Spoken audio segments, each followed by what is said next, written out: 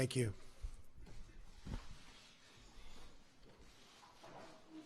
Secretary General Stoltenberg, it's a pleasure to welcome you to the White House, especially at such an important moment in our great alliance. I also want to acknowledge the great work being done by our Secretary of State, Rex Tillerson, to strengthen the NATO alliance, as well as the Secretary's trip to Moscow to promote the security interests of the United States and its allies. He did a terrific job. Just watch parts of it. He did an absolutely terrific job. 68 years ago this month, not far from where we are gathered today, President Harry Truman spoke at the signing of the North Atlantic Treaty. In the nearly 7 decades since Harry Truman spoke those words, the NATO alliance has been the bulwark of international peace and security. NATO allies defeated communism and liberated the captive nations of the Cold War. They secured the longest period of unbroken peace that Europe has ever known. This enduring partnership is rooted out of so many different things, but our common security is always number one, and our common devotion to human dignity and freedom. Since 1949, the NATO member states have more than doubled, increasing from 12 to 28. On Monday, I signed the protocol to approve the 29th, the country of Montenegro. In the coming months and years, I'll work closely with all of our NATO allies to enhance this partnership and to adapt to the challenges of the future, of which there will be many. This includes upgrading NATO to focus on today's most pressing security and all of its challenges, including migration and terrorism. We must also work together to resolve the disaster currently taking place in Syria. We are grateful for the support of NATO members and partners in their condemnation of Assad's murderous attack using the most horrible weapons. The vicious slaughter of innocent civilians with chemical weapons, including the barbaric killing of small and helpless children and babies, must be forcefully rejected by any nation that values human life. It is time to end this brutal civil war, defeat terrorists, and allow refugees to return home. In facing our common challenges, we must also ensure that NATO members meet their financial obligations and pay what they owe. Many have not been doing that. The Secretary General and I agree that other member nations must satisfy their responsibility to contribute 2% of GDP to defense. If other countries pay their fair share instead of relying on the United States to make up the difference, we will all be much more secure, and our partnership will be made that much stronger. The Secretary General and I had a productive discussion about what more NATO can do in the fight against terrorism. I complained about that a long time ago, and they made a change, and now they do fight terrorism. I said it was obsolete. It's no longer obsolete. It's my hope that NATO will take on an increased role in supporting our Iraqi partners in their battle against ISIS. I'm also sending General McMaster to Afghanistan to find out how we can make progress alongside our Afghan partners and NATO allies. Every generation has strived to adopt the NATO alliance to meet the challenges of their times. And on my visit to Brussels this spring, which I look very much forward to, we will work together to do the same. We must not be trapped by the tired thinking that so many have, but apply new solutions to face new circumstances, and that's all throughout the world. We're not here to stand on ceremony, but to develop real strategies to achieve safety, security, and peace. We're here to protect the freedom and prosperity of our citizens and to give them the future they so richly deserve. Secretary General, I'm honored to have you here today and to reaffirm our commitment to this alliance and to the enduring values that we proudly, and I mean very proudly, share. Thank you very much. Thank you for being here. Thank you. Thank you so much, Mr. President. We just had an excellent and very productive meeting, and it's really an honor to meet you for the first time here in the White House. We agree that NATO is a bedrock of security, both for Europe and for the United States. 2 world wars and a Cold War have taught us all that peace in Europe is not only important for Europeans, but is also important for the prosperity and the security of North America. So a strong NATO is good for Europe, but a strong NATO is also good for the United States. And therefore I welcome the very strong commitment of the United States to the security of Europe. We see this commitment not only in words, but also in deeds.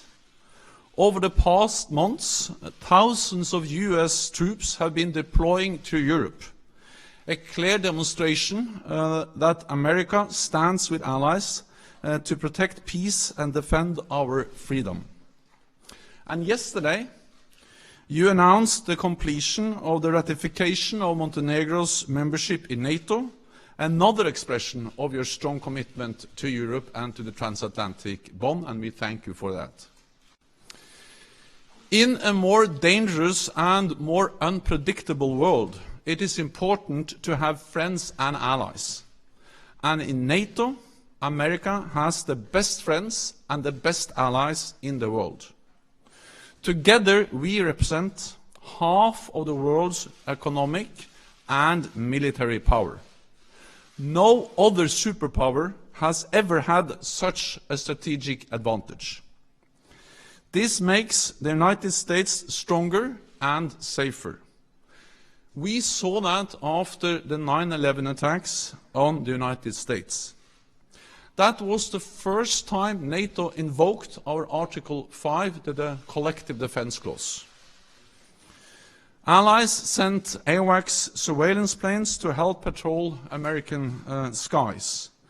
And we launched NATO's biggest military operation ever in Afghanistan.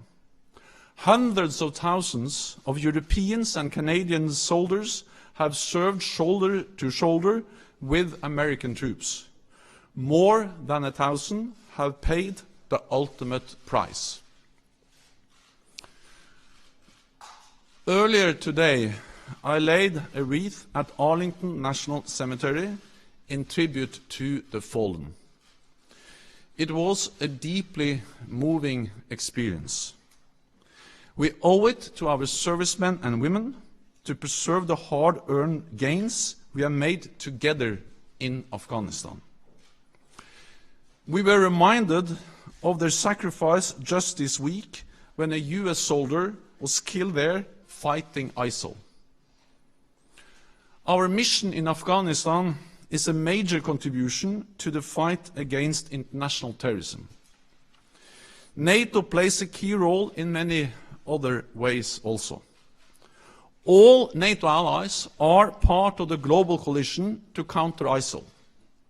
And NATO provides direct support to the coalition with training for Iraqi forces in their fight against terrorists and more intelligence sharing. And you are right, we have established a new division for intelligence which enhances our ability to fight terrorism and working together in the alliance to fight terrorism in an even more effective way. But we agreed today, you and I, that NATO can and must do more in the global fight against terrorism. In the fight against terrorism, training local forces is one of the best weapons we have. NATO has the experience, the expertise and the staying power to make a real difference. And fighting terrorism will be an important topic when NATO leaders meet in Brussels in May. The other major topic will be fairer burden sharing in our alliance. And we had a thorough discussion on this issue today. And Mr. President, I thank you for your attention to this issue. We are already seeing the effect of your strong focus on the importance of burden sharing in the alliance. We agree that allies need to redouble their efforts to meet the pledge we all made in 2014 to invest more in our alliance. It is about spending more on defense, it is about delivering the capabilities we need, and it is about contributing forces to NATO missions and operations. This means cash, capabilities, and contributions. Fair burden sharing has been my top priority since taking office. We have now turned a corner. In 2016, for the first time in many years, we saw an increase in defense spending across European allies and Canada. A real increase of 3.8%, or $10 billion more for our defense.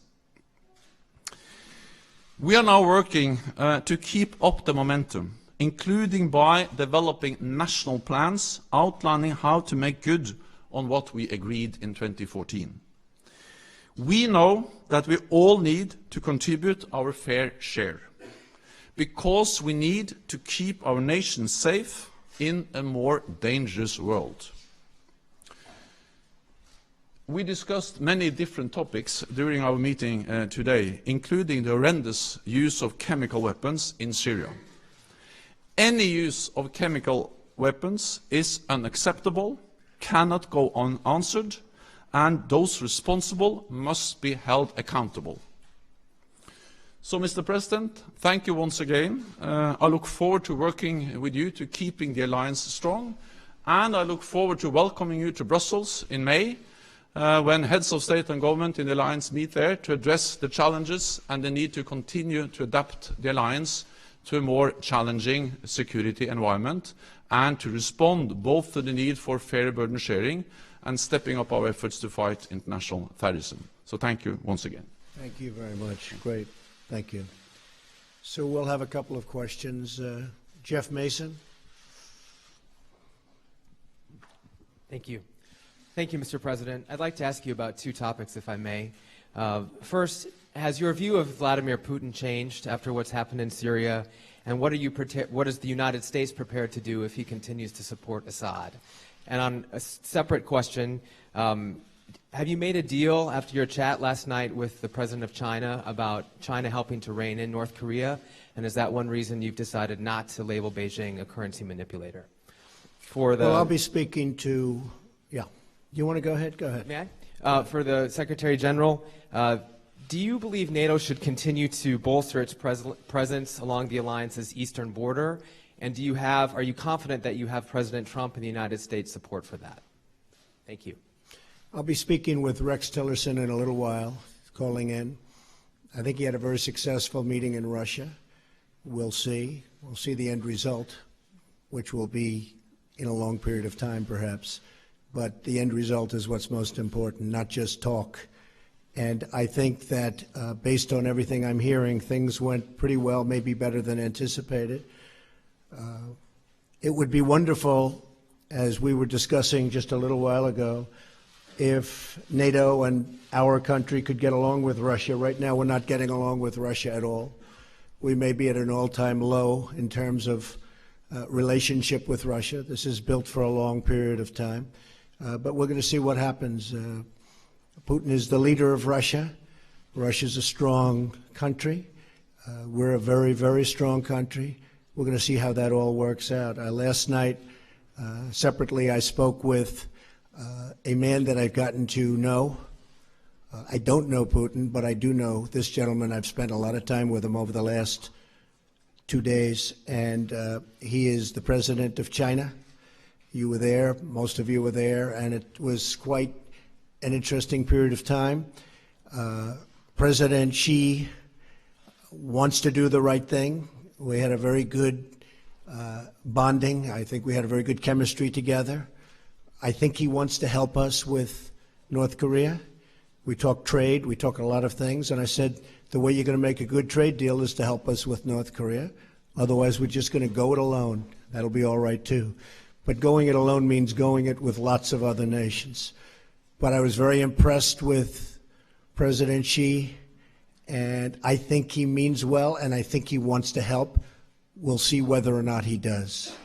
Do you feel like you have a deal with him? And if I could just, do you feel like you have a deal with him in terms of the currency manipulation designation? And have your views changed on Putin? We're going to see. We're going to see about that. And I'll also see about Putin over a period of time. It'd be a fantastic thing if we got along with Putin and if we got along with Russia. And that could happen, and it may not happen. It may be just the opposite. I can only tell you what I would like to do. I would love to be able to get along with everybody. Right now, the world is a mess.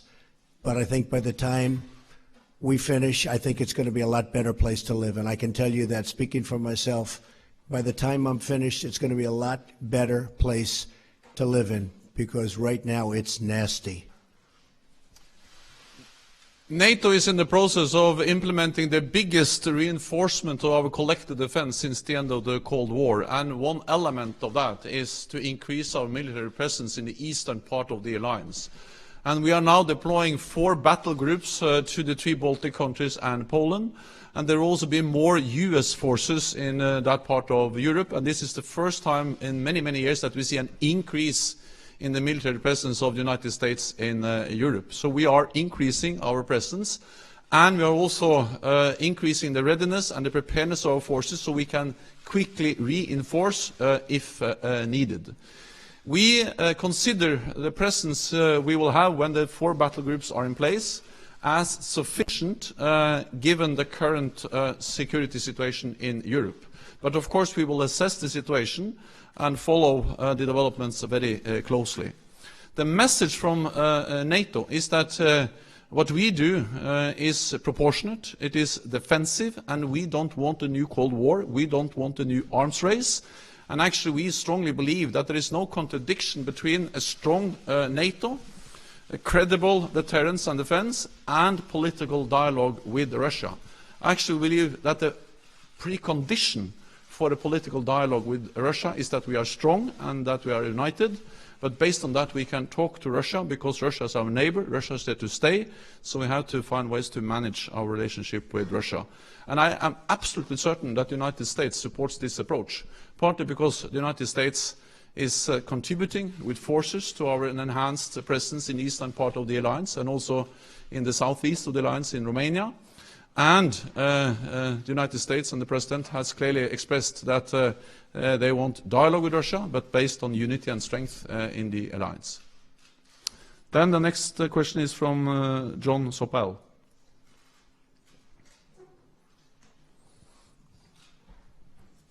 Thank you very much.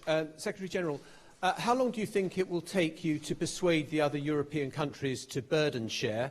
And what are you going to do to persuade them? Mr. President, could I ask you, do you think it's... I'm here to help.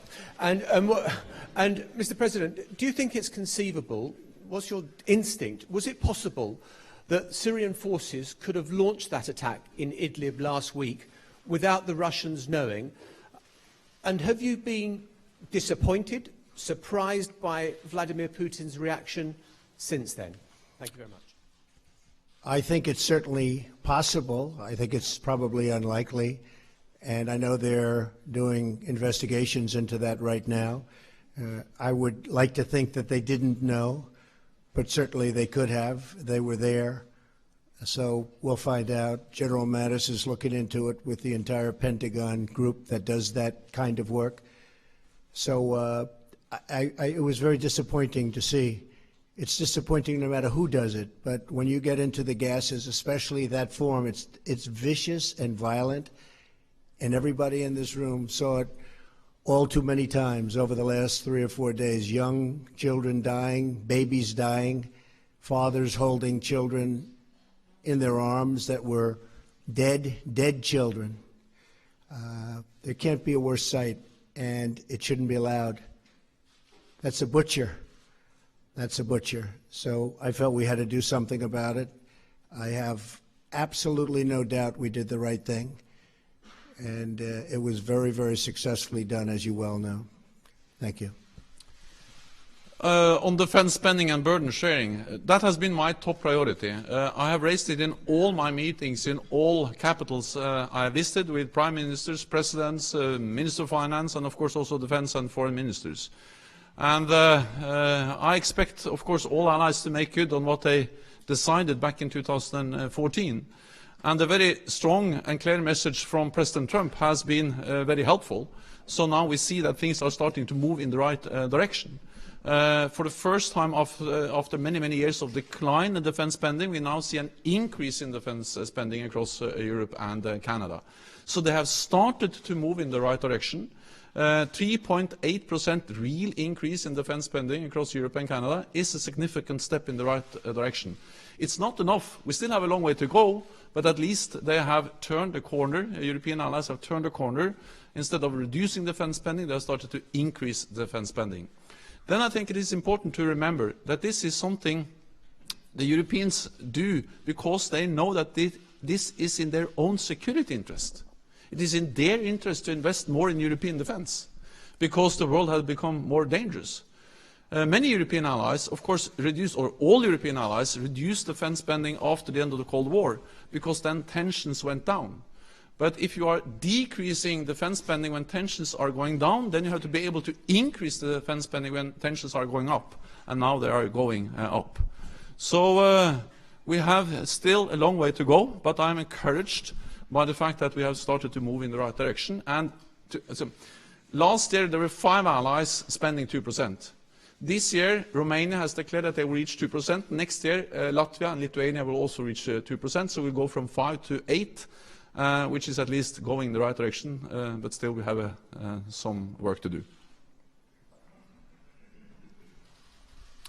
And I did ask about all the money that hasn't been paid over the years. Will that money be coming back? We'll be talking about that. Right? We want to talk about that too. Anita Kumar, where are you? Hi. McClatchy.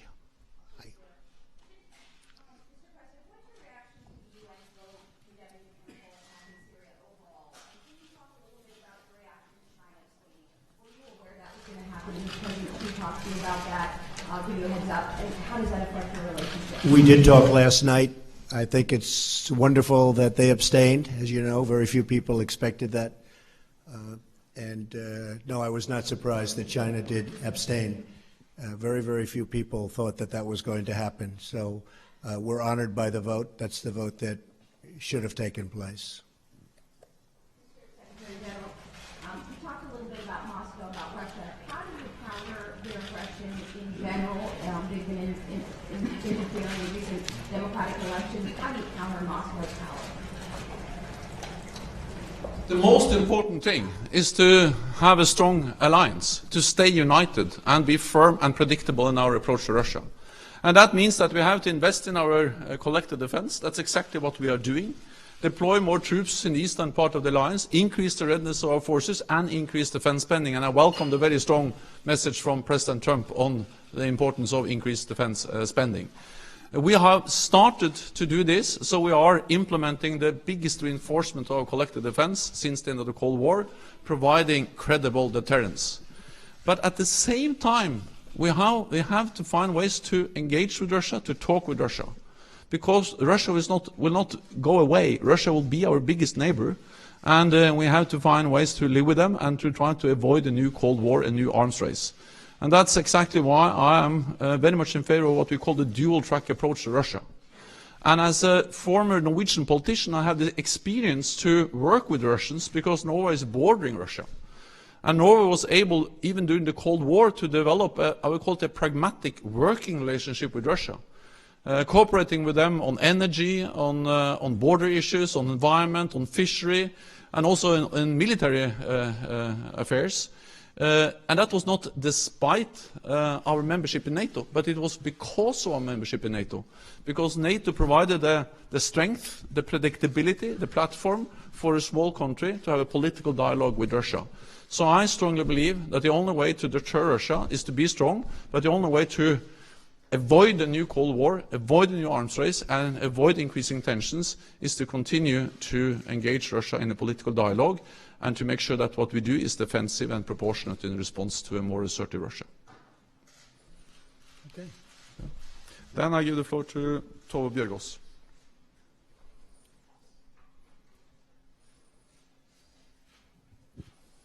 Thank you. Mr. President, I'm from Norway. Russia is our neighboring country. What do you think Europe has to fear from Russia if this tension continues? Say it. What do you think that European countries have to fear from Russia if this tension continues? I cannot hear. I cannot understand. I'll do it again. What do you think what do you think European countries have to fear from Russia if this tension continues to escalate? And for you, Mr. Secretary General, the President has said that the attack in Syria last week was warranted, and it was also an attack on U.S. allies. Do you think that this attack was warranted, and do you see NATO playing any supporting role in future actions in Syria? Well, I wanted to start by saying hopefully they're going to have to fear nothing ultimately. Right now there is a fear, and there are problems. There's certainly problems. But ultimately I hope that there won't be a fear and there won't be problems and the world can get along. That would be the ideal situation. It's crazy what's going on, whether it's the Middle East or you look at, no matter where the Ukraine, you look at whatever you look at, it's got problems, so many problems. And ultimately, I believe that we are going to get rid of most of those problems, and there won't be fear of anybody. That's the way it should be. We have a very big problem in North Korea, and as I said, I really think that China is going to try very hard and has already started. A lot of the coal boats have already been turned back. You saw that yesterday and today. They've been turned back. The vast amount of coal that comes out of North Korea going to China, they've turned back the boats. That's a big step, and they have many other steps that I know about. So we'll see what happens. It may be effective. It may not be effective. If it's not effective, we will be effective. I can promise you that. Thank you. NATO has constantly condemned the use of chemical weapons in Syria, and the use of chemical weapons is horrendous, and it's a clear violation of international law. And any use of chemical weapons is unacceptable and cannot go unanswered. So those responsible must be held accountable. The strike against the air base in Syria was a U.S. operation based on U.S. intelligence, but you have seen that within the alliance this has been something which has been met with a lot of understanding, because NATO allies do not accept that chemical weapons are used. And therefore we also strongly support the efforts of the Fact-Finding Commission to try to find out actually what happened and to make sure that we don't see any use of chemical weapons in the future. Okay. Thank you very much. Thank you.